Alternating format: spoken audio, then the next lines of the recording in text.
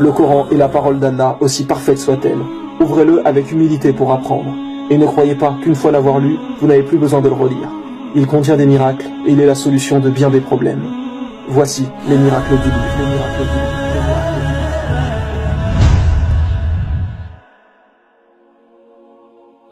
Beaucoup de gens doutent de l'existence d'Allah, et c'est l'intensité de votre foi qui vous gardera sur le chemin droit. Et le Coran est fait pour augmenter votre foi. Par exemple, jusqu'à il y a encore peu de temps, les gens pensaient que le soleil était fixe et que la terre tournait autour du soleil. Peut-être que même vous qui regardez cet épisode pensez encore cela. Mais en réalité, nous avons découvert récemment que le soleil n'était pas du tout fixe et qu'il se déplaçait dans l'univers d'une manière bien précise. Et on peut tout à fait dire aussi que le soleil tourne autour de la terre, comme on peut dire que la terre tourne autour du soleil. Cela dépend en fait du référentiel choisi, car dans l'espace, il n'y a pas de référentiel absolu. Et ce qui nous intéresse est que pendant longtemps, les gens pensaient que le soleil était fixe. Seulement, dans le Coran, depuis 1400 ans, il est dit que le soleil se déplace et vogue dans une orbite bien précise, comme la science le confirme aujourd'hui. Ce qu'il faut comprendre, c'est qu'avant que la science découvre cela et change son point de vue, les gens auraient pu croire que le Coran avait fait une erreur, puisque la science disait que le soleil était fixe et non le Coran. Et c'est justement dans ces moments que c'est votre foi qui vous maintient debout ou vous fait chuter. Celui dont sa foi est faible aura abandonné l'islam, pensant que le Coran faisait une erreur. Alors qu'en réalité, la parole d'Allah est parfaite, et le Coran ne peut que dire la vérité, tandis que la science, elle, évolue et n'est jamais sûre. Mais c'est important de savoir que si un jour vous ne comprenez pas quelque chose en religion, ne remettez pas tout en cause. Il y a forcément une explication. C'est simplement que vous ne savez peut-être pas encore la réponse à vos questions. Mais ne remettez jamais l'islam en doute. Car le soleil se déplace bien dans l'univers. Il vous suffit simplement de regarder sur internet pour le confirmer. Et il est dit dans le Coran, chapitre 21, verset 33, « Et c'est lui qui a créé la nuit et le jour, le soleil et la lune, chacun voguant dans une orbite. » Chapitre 55, verset 5, « Le soleil et la lune évoluent selon un calcul minutieux. » Ou bien encore, chapitre 36, verset 40, « Le soleil ne peut rattraper la lune, ni la nuit devancer le jour, et chacun vogue dans une orbite. » Ne doutez pas de la parole de notre Créateur. Louange à Allah, celui qui connaît ce que nous savons et ce que nous ne savons pas.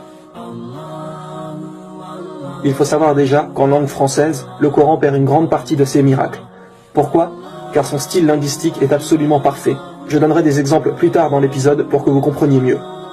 Mais si vous écrivez un poème aujourd'hui avec des rimes à chaque fin de phrase, et ensuite vous le traduisez en anglais, les phrases auront toujours le même sens, mais par contre vous perdrez les rimes. Certains aspects miraculeux du Coran ne sont compréhensibles qu'en arabe. Vous comprendrez plus en détail à la fin de l'épisode.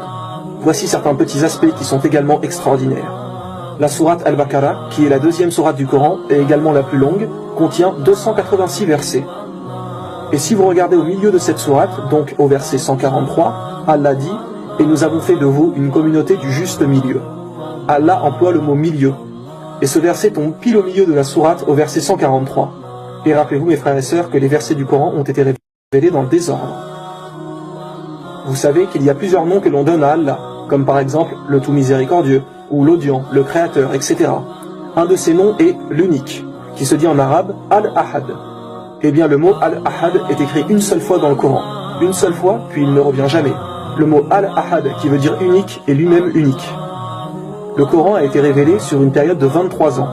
Combien y a-t-il de chances de ne pas répéter le même mot sur 23 ans de révélation? Imaginez-vous une personne qui délivre un message pendant 23 années. Quelle est la probabilité qu'il soit capable d'éviter d'utiliser le même mot deux fois? Dans le même type d'exemple, Allah dit dans un verset, « Ne médite-t-il pas sur le Coran, s'il provenait d'un autre qu'Allah, ils y trouveraient certes maintes contradictions. » Eh bien le mot contradiction aussi ne revient jamais dans le Coran. Un petit malin qui voudrait vraiment chercher une erreur pourrait dire que si on prend cette phrase au sens littéral de chez littéral, on retrouve le mot contradiction parfois dans le Coran, alors que Dieu dit qu'on ne retrouve pas de contradiction. Mais même le mot en lui-même n'apparaît plus après. Encore une fois, quelle probabilité de ne pas utiliser deux fois le même mot en 23 ans? Cela peut paraître simple, mais rendez-vous compte de la précision des choses. Savez-vous ce que le mot Coran veut dire? La définition même du mot veut dire réciter, quelque chose qu'on récite. Aujourd'hui, quand une musique sort, parfois celle-ci fait le buzz et elle est vue des centaines de milliers de fois, puis très vite on l'oublie et hop, on passe à une autre.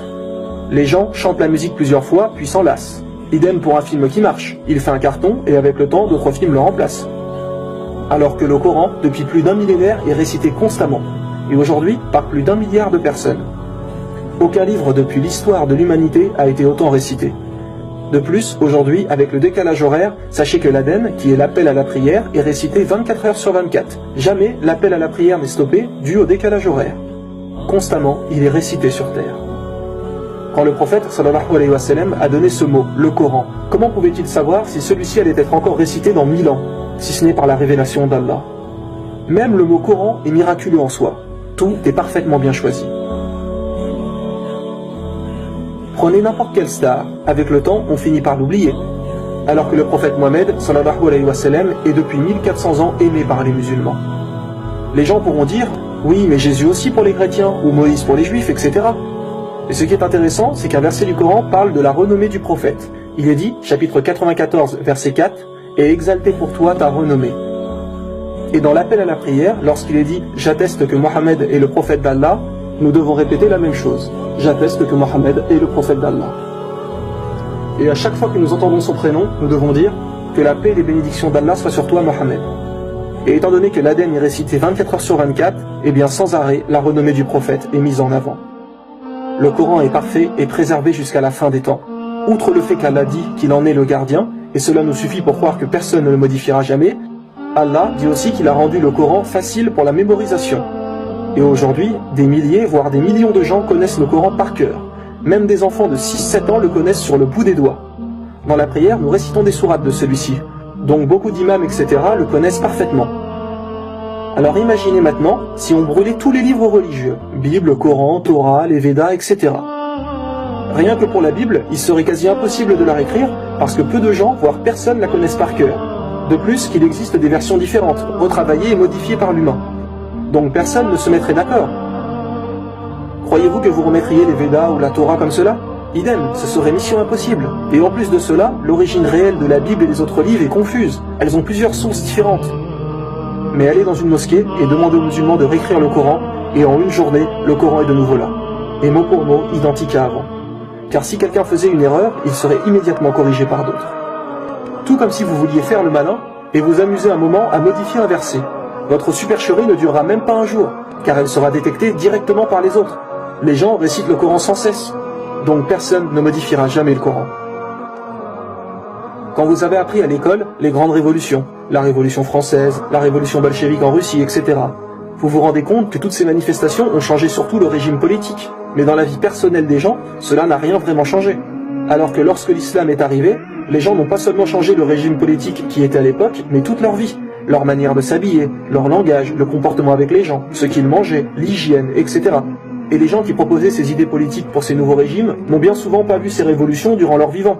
Ce n'est que des années plus tard que cela est venu. Alors que durant la vie du prophète, sallallahu alayhi wa sallam, tout a changé directement, car il était guidé par Dieu. Ce que nous voulons dire, c'est que, imaginez-vous que votre voisin vienne vous voir et vous dise « Voilà, je suis le messager de Dieu. À partir d'aujourd'hui, tu devras faire tout ce que je dis. Car ce que je te commande de faire est la volonté de Dieu. » Allez-vous le suivre? Ou alors allez-vous le prendre pour un fou? Votre voisin que vous voyez avant tous les jours et qu'à présent vous dit être le messager de Dieu. Surtout qu'à l'époque, les gens étaient fiers et suivaient fermement leurs idées religieuses. Mais non, ils se sont tous mis au fur et à mesure à suivre le prophète Mohammed, sallallahu alayhi wa sallam. Et ça, mes frères et sœurs, ça ne peut venir que du seul et unique Dieu, le seul capable de cela. Voici un autre miracle du Coran. Allah dit dans un verset, nous avons fait descendre le fer. Alors que pour d'autres choses, comme par exemple les montagnes, il dit, nous avons créé les montagnes. Ou bien, nous avons créé le soleil, nous avons créé la terre. Mais pour le fer, il ne dit pas nous avons créé, mais fait descendre. Et écoutez bien mes frères et sœurs, les biologistes disent que le fer est venu historiquement sur Terre par la descente de météores. Et Allah dit, chapitre 57, verset 25, nous avons fait descendre le fer, nous avons fait descendre le fer, nous avons fait descendre le fer. À savoir que le fer ne peut être créé sur Terre. Même l'énergie dégagée par le soleil, qui atteint 386 millions de mégawatts, ne peut former le fer. Alors d'où vient-il ?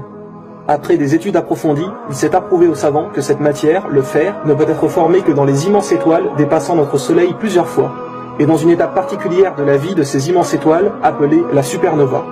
Au moment de l'explosion de ces dernières, la matière s'accumule fortement. Cette fusion nucléaire continue et forme par la suite le fer. Et la Terre contient environ 35,9% de fer de sa masse. Allah nous a préparé la Terre par le fait de descendre sur elle une grande quantité de fer. Actuellement, les planètes du système solaire sont des planètes gazeuses inadaptées à la vie. Pour cela, le fait de descendre cette quantité de fer porte une sagesse divine, grâce à qui notre planète est habitable. Nul ne savait cette vérité du fer avant l'exploration de l'espace. Qui, il y a 1400 ans, pouvait connaître cela et savoir que le fer venait du ciel? La parole humaine n'est pas nécessairement calculée au mot près. Le speech humain ne fait pas attention à utiliser le mot le plus parfait possible. Mais Allah, si. Le Coran est incroyablement précis dans son langage.